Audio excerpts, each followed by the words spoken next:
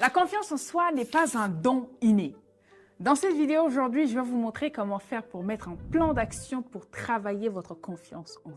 Combien de fois j'ai rencontré des personnes qui ont eu des foyers brisés, des amitiés détruites, des personnalités complètement écrasées, simplement parce que vous ne vous faites pas suffisamment confiance. Dans la vidéo d'aujourd'hui, je vais vous parler non seulement de ce que c'est véritablement la confiance, mais surtout quelles sont les choses à mettre en place pour travailler votre confiance en vous, tel un projet pour devenir confiant. Pour ceux qui ne savent pas, devenir une personne confiante, c'est plus que primordial pour votre vie de tous les jours. C'est important pour votre vie professionnelle, votre vie personnelle, mais simplement pour bien vivre en harmonie et en équilibre dans la société actuelle. Malheureusement, beaucoup de personnes m'envoient beaucoup de messages concernant leur confiance en soi. Et ça me peine très souvent de voir des personnes qui disent « Mais Fanta, comment tu fais pour travailler ta confiance en soi ?» On a l'impression que tu es inébranlable. Rien ne t'arrête lorsqu'il s'agit de t'exprimer ou lorsqu'il s'agit simplement de te tenir devant les gens. Comment tu fais pour cultiver cette confiance en toi?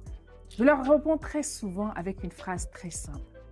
La confiance en soi s'obtient simplement dans la pratique. Telle une compétence que vous cultivez, telle simplement une mise en pratique que vous mettez en place pour vous développer. Avant de te parler déjà de comment faire pour établir ce plan pour travailler efficacement sur ta confiance en toi, laisse-moi d'abord te dire ce que c'est véritablement la confiance en soi. Contrairement à la pensée collective, la confiance en soi, ce n'est pas simplement savoir s'aimer ou savoir se chérir ou savoir bien s'habiller ou se maquiller pour nous les femmes. Non, loin de là. La confiance en soi, c'est simplement la capacité de se dire « je suis capable d'accomplir cela ». Et ça, à une tâche que vous aviez, à un objectif que vous aviez, à un défi que vous êtes lancé, peu importe le dilemme dans lequel vous vous retrouvez, c'est votre faculté à croire en vos capacités de surmonter une épreuve, pouvoir accomplir quelque chose. Et ça, peu importe le type de tâche. La confiance en soi, ce n'est pas vous mentir. Ce n'est pas vous dire « non, je ne suis pas capable, non, ça va être… » Non.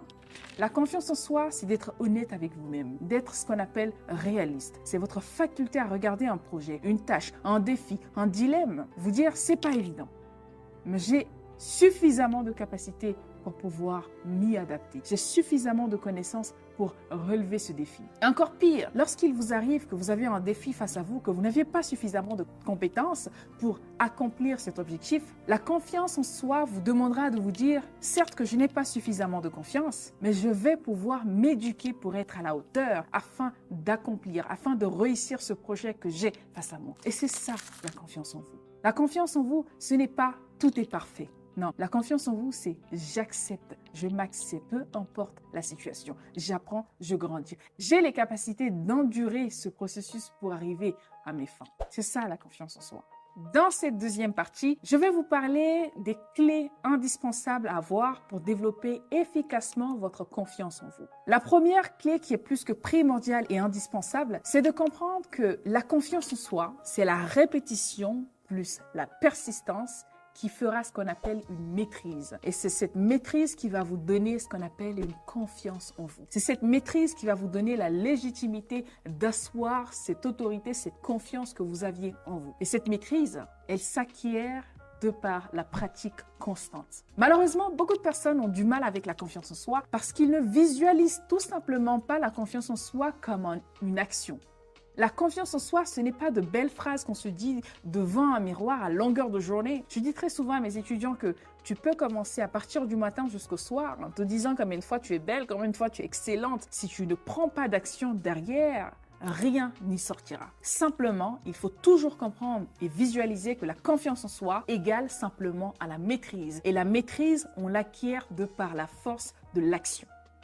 On se fait confiance simplement parce que nous avons vécu des choses. On a confiance en nous parce que nous avons expérimenté. On se fait confiance parce que nous avons déjà ce qu'on appelle tester notre capacité. Donc, on peut vous donner les plus belles phrases du monde. Vous pouvez lire les plus belles introductions sur la confiance en soi. Vous pouvez lire les plus beaux articles, tout ce qui existe sur la confiance en soi. À partir d'aujourd'hui, je vous le dis très clairement, si vous ne prenez pas l'action de vous lancer un défi, de vous challenger, de vous mettre à l'épreuve, vous ne saurez jamais reconnaître vos capacités. Et pour reconnaître vos capacités, il faudrait que vous encaissiez. Il faudrait que vous appreniez à endurer ce qu'on appelle de l'action. Et comprenez toujours que c'est l'expérience qui fera votre degré de confiance en vous. Donc c'est très important de comprendre ce principe. C'est-à-dire que ma confiance en moi égale à mon degré de persistance et aussi mon degré de répétition, ma capacité, mon endurance vis-à-vis d'un projet, vis-à-vis d'une tâche, vis-à-vis d'un défi qui fera mon degré de confiance en moi. Donc, c'est très important de comprendre ce principe.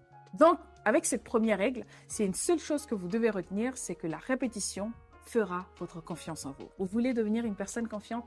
Répétez constamment. Quand il s'agit de vouloir devenir une personne intelligente, être confiant ou confiante vis-à-vis de votre intelligence, lisez constamment. La répétition, c'est la clé de votre confiance. La deuxième chose qui va bâtir, ou du moins qui va vous aider à totalement établir votre confiance en vous, c'est le dialogue interne que vous avez. Cette histoire de dialogue interne, je ne sais pas combien de fois je l'ai en parlé lors de mes lives sur TikTok, mais c'est plus que primordial. Vous voyez, quand vous êtes une personne hyper pessimiste, qui passe son temps à dire des choses négatives, que ce soit sur elle-même, que ce soit des autres, elle ne se fera jamais suffisamment confiance pour se voir autrement. Il faut comprendre que le cerveau, c'est comme une cassette interne, et souvent très négative. Donc, le cerveau, pour ceux qui ne le savent pas, les études l'ont relevé, le cerveau a tendance à s'accrocher à plus de négativité et ça beaucoup plus rapidement que la positivité. Donc quand il s'agit de cultiver sa confiance en soi, assurez-vous de mener votre bataille interne, qui est l'assainissement de votre dialogue interne. Parlez bien, exprimez-vous avec beaucoup plus de confiance. Et dites-vous en fait que vous êtes tout simplement le reflet de votre dialogue interne. Lorsque vous voulez devenir une personne confiante, développez ce qu'on appelle un bon raisonnement. Avoir un bon raisonnement, ça commence déjà par vous. Plutôt que de vous dire « je ne suis pas capable de faire ça, ça va être compliqué », dites-vous « et si j'essayais ? Et si je m'amusais ? Et si ça se passait bien ?» Remplacez toujours par « ça va mal se passer, je ne vais pas réussir ». La négativité, la négation par « et si ça marchait ? Et si j'essayais ?» Je dis très souvent quand il s'agit des projets, quand il s'agit plutôt pour moi de construire des projets et que j'ai des doutes parce que nous sommes humains, il nous arrive à tous d'avoir des moments de doute. Il m'arrive parfois de me dire « au moins j'aurais essayé ».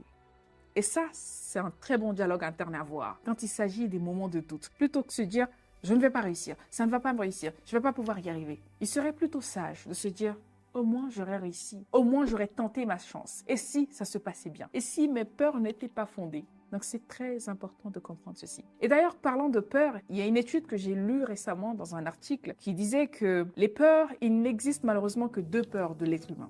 C'est-à-dire les peurs que nous entendons en général lors des bruits qui sont émis quelque part. C'est-à-dire que là, nous sommes assis en train de parler, en train de challenger, en train de prendre du bon temps et qu'à côté, on entend un bruit qui fait boum. C'est la première source de peur de l'être humain. Et la seconde source de peur de l'être humain pourrait venir d'un danger qui vient. C'est-à-dire on voit un danger, un train qui a lâché la route, qui déraille simplement, qui vient vers notre direction. Ce sont les deux peurs qui existent de l'être humain. À part ça, toutes les autres peurs ne sont pas fondées. Elles viennent simplement de notre imaginaire, de notre faculté à réfléchir, que ce soit positivement ou négativement parfois. Donc, dites-vous que la plupart de vos peurs, pour 90% ne sont pas du tout fondées. Les seules peurs qui existent réellement, ce sont celles qu'on entend en général et celles qu'on voit venir, c'est-à-dire un danger imminent qui arrive. Et malheureusement, pour beaucoup de gens, ce n'est pas vraiment le danger qui fait peur à beaucoup de gens, c'est l'imaginaire. Le troisième point ici pour travailler sur votre confiance en vous, et ce point va être plus que déterminant de tous les points que je vous ai cités tout à l'heure. La confiance en soi, ce n'est rien d'autre également que ta faculté à créer ce qu'on appelle une preuve tangible de ta propre valeur. Qu'est-ce que j'en suis mis par là? Malheureusement, ce que j'ai beau remarquer chez la plupart des personnes qui souhaitent développer leur confiance en soi, ou du moins qui sont en baisse d'estime de soi ou de confiance en soi, j'ai remarqué que fort malheureusement, les gens qui souhaitent travailler leur confiance en soi, ou du moins chez la plupart des gens, déjà que l'être humain est de nature très contradictoire, mais j'ai remarqué également que les gens prônent une chose et ils font le contraire. Et voici la source, pour la plupart du temps, de votre manque de confiance en vous. Si vous voulez cultiver votre confiance en vous, devenir cette personne inébranlable vis-à-vis de votre confiance en vous, vous devez prendre en compte une chose qui est plus que primordiale. Ça, c'est votre faculté à être en alignement avec vous-même. Qu'est-ce que cela veut dire? Cela veut dire, c'est votre capacité simplement à travailler votre valeur perçue vis-à-vis de vous-même. Alors, je sais qu'il y en a qui me regardent derrière l'écran, qui ne comprennent toujours pas ce que je suis en train de dire, où est-ce que je vais aller. Votre valeur perçue de vous-même, elle est plus que primordiale pour asseoir une crédibilité également vis-à-vis des gens. Parce que figurez-vous que ce que vous pensez de vous-même se reflète en vous, se reflète dans vos actions, se reflète également dans vos dires. Malheureusement, beaucoup de personnes aujourd'hui souhaitent, je prends un exemple très typique, Lorsque je suis partie en Afrique, j'ai rencontré beaucoup de jeunes qui m'ont approché plus ou moins en disant Fanta, moi mon rêve c'est de devenir président de la République. Il y en a même qui disaient moi mon rêve c'est de devenir un entrepreneur aguerri, une personne très connue, un peu comme les Aliko Dangote et tout ce qui va avec. Mais malheureusement, ces jeunes, quand je regarde les actions derrière, quand je regarde les faits et gestes, parfois il suffit simplement de leur poser des questions. Mais qu'est-ce que tu fais pour accomplir cette vision, ce rêve? Et à mon fort étonnement, je vois ces jeunes qui disent bon bah rien, pour l'instant j'ai pas les moyens de ma politique, j'essaye de survivre le jour au jour jusqu'à ce que mon rêve s'accomplisse. Et malheureusement, c'est ça le problème. Lorsque vous voulez travailler votre confiance en vous, vous devez vous assurer que votre parole, vos actions sont plus ou moins en alignement. Ça va être très déterminant pour votre vision, pour votre perception de vous-même. Et c'est ce que beaucoup de personnes appellent l'estime de soi. On gagne de l'estime de soi simplement parce que notre parole, nos pensées, nos actions sont en alignement. Ce qui fait que même quand vous partez vous coucher dans votre lit, vous n'aurez pas de baisse d'estime de vous-même. Simplement parce que vous savez que ce que vous prenez, ce que vous dites aux autres, c'est ce que vous pensez et vous agissez en conséquence pour que cela se manifeste dans votre vie. Donc, littéralement dit, la confiance en vous, c'est votre capacité à aligner votre pensée, votre intention à simplement vos actions. Et à partir de l'instant, un exercice que je peux vous donner afin d'aligner tout ceci, c'est définir déjà, d'identifier vos objectifs, savoir exactement ce que vous voulez de la vie, qu'est-ce que vous voulez accomplir, quel impact vous voulez avoir, jusqu'où vous voulez aller. Découvrez votre mission de vie. Cette histoire de mission de vie, je le dis tout le temps, mais ça va être très déterminant pour votre vie, tout simplement. Un homme qui ne vit pas dans sa mission de vie vivra une vie d'à peu près. Donc, ça va être plus que primordial de travailler sur cet aspect de votre vie. Une fois que vous avez découvert tout ceci, la deuxième étape, c'est de vous assurer de poser un petit pas tous les jours dans le but d'accomplir cette mission finale. Admettons que vous souhaitez devenir un jour président de la République. Alors, bien évidemment, avec des valeurs saines, pour une idéologie bien garnie. Cela ne se fait pas du jour au lendemain. Ça demande de la préparation, ça demande de la compréhension, ça demande également de l'investissement personnel. Vous commencez déjà à vous apprendre. Parce qu'il y a un adage très célèbre d'un homme très intelligent qui disait que, je pense que c'est de Bob Marley, si je ne dis pas de bêtises, ou je ne sais plus quel auteur, vous me le direz dans les commentaires. Et j'aime beaucoup particulièrement cette citation parce que pour moi, ça veut tout dire. Plutôt que de vouloir changer le monde, commencez déjà par changer votre monde. Et ça commence déjà par l'auto-éducation. Comment vous faites pour investir en vous pour accomplir cette vision que vous aviez? Donc ça va être très important à partir de l'instant d'investir en vous. Regardez, divisez votre objectif ou votre vision en 3 grandes parties. Chaque partie a des sous-objectifs. Chaque partie a des actions à accomplir pour atteindre la vision finale. Donc à partir de l'instant, lorsque vous voulez travailler votre confiance en vous, on pose des actions. Retenez une seule chose de cette vidéo et cette chose serait confiance en soi égale à l'action. Votre degré de persistance et votre répétition vis-à-vis de vos actions déterminera votre maîtrise. Et votre maîtrise égalera simplement à votre confiance en vous. On se fait confiance parce qu'on a le sentiment de contrôle. On se fait confiance parce qu'on a l'impression d'avoir totalement une maîtrise sur un sujet, sur une tâche, sur une connaissance, peu importe le domaine. Donc, faites-vous confiance, mais surtout, prenez de l'action. Chaque petite action vous approchera de votre confiance en vous, de votre but. Et c'est ainsi, en fait, que vous pouvez vous octroyer, du moins, vous pouvez vous donner cette liberté, cette légitimité d'être à la hauteur. Vous ne pouvez pas prétendre avoir une confiance en vous si vous ne travaillez pas suffisamment sur ce qui vous fait vibrer. Donc, à partir de l'instant, on oublie les blablas, on oublie les affirmations, on prend juste de l'action. Juste de l'action. Et peu importe comment c'est petit, prenez de l'action. Prenez soin de vous. Lisez des livres, écoutez des podcasts, allez dans les conférences, consultez des gens, créez du réseau. C'est ainsi que vous allez établir petit à petit l'estime de vous-même. Et votre perception de vous-même sera une preuve palpable pour vous dire oui, je me fais suffisamment confiance pour atteindre la destination finale. C'est en ce teneur que je vous invite à tous de rejoindre ma formation en une journée, c'est-à-dire de 10h à 18h30. Je vais vous former sur le métier de la communication. Comment faire pour travailler votre communication? Comment faire pour développer votre faculté oratoire, votre élocution, de sorte à pouvoir captiver les gens, à pouvoir convaincre, mais surtout influencer les gens qui vous écouteront. Et ce n'est pas que ça. Lors de cette formation en une journée, je vous apprendrai également à transformer cette compétence en argent. C'est une chose de savoir apprendre à communiquer. C'est une chose de développer cette compétence. Mais la véritable question à se poser, c'est comment faire pour monétiser cette compétence. Et c'est véritablement ce que je vais vous montrer le 28 juin en Île-de-France, à 15 minutes à peu près de la Défense. Je vous invite à cliquer le lien dans la description et réserver votre place.